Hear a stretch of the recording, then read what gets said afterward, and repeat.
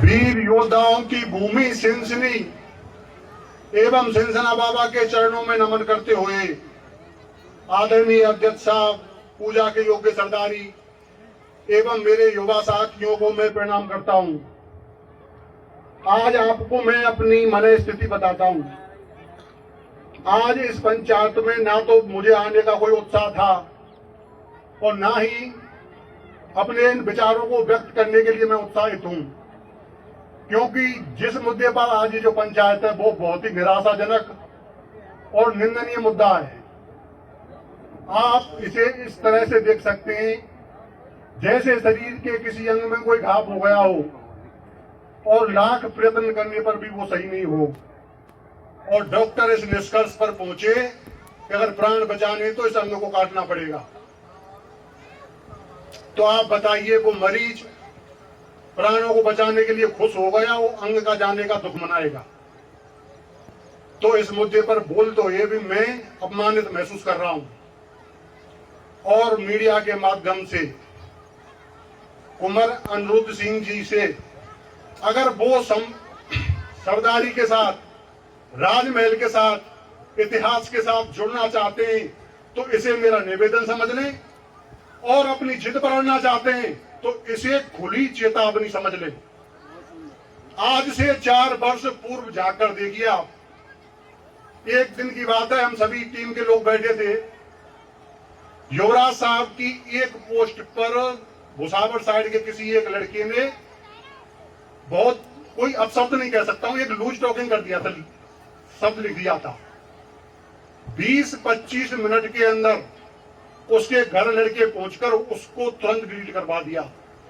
यानी कि पूरे हिंदुस्तान के अंदर किसी में इतनी क्षमता नहीं है कि भरतपुर के इतिहास को अपमानित कर सके। आप सोचिए। और आज युवराज साहब देखिए अपने पोस्टों को, उस पर कितनी गालियां दी जाती हैं। उसको स्क्रॉल करते हुए, देखते हुए हमको शर्म आती है कि आप कर क्या रहे हो, कितना कुछ खो दिया आपने, किसके लिए कर रहे हो, यही भी समझ में नहीं आ रहा है हमारे में तो। और दूसरी एक बात मैं मीडिया के माध्यम से महाराज साहब को भी अवगत करा देना चाहता हूं और युवराज साहब को भी।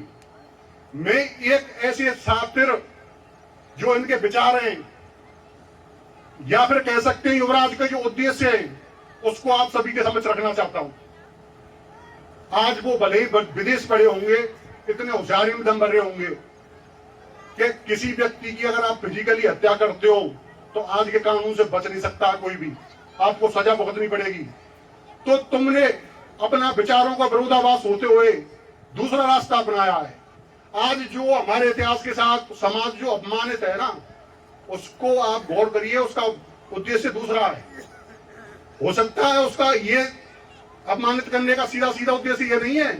उद्देश्य क्या है, जिस दिन महाराज साहब युवराज साहब में विरोधाभास हुआ था, उसके बाद युवराज साहब ने इंतजार किया था कि शायद सरदारी का कुछ सहयोग मुझे भी मिलेगा, लेकिन सरदारी का पूरा सहयोग महाराज साहब के साथ था और होना भी चाहिए था। उसको देखते हुए उसकी जो युवराज साहब के आगे वो और बढ़ गए। महाराज साहब तो उनका टारगेट थे ही थे, उनके टारगेट पर पूरा जाट समाज, पूरी सरदारी, पूरा क्षेत्र जो भरतपुर स्टेट था वो सब आ गया।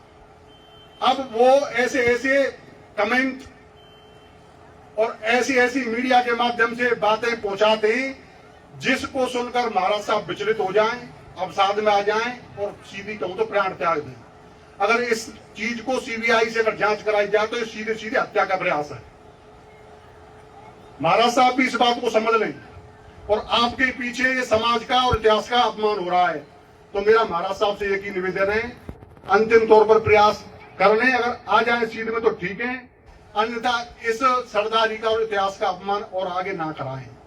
रही बात झंडे की, तो देखो हम तो इतनी बड़ी चीज है नहीं कि जाते ही अगर आप चले हम चले झंडे को लगा दें।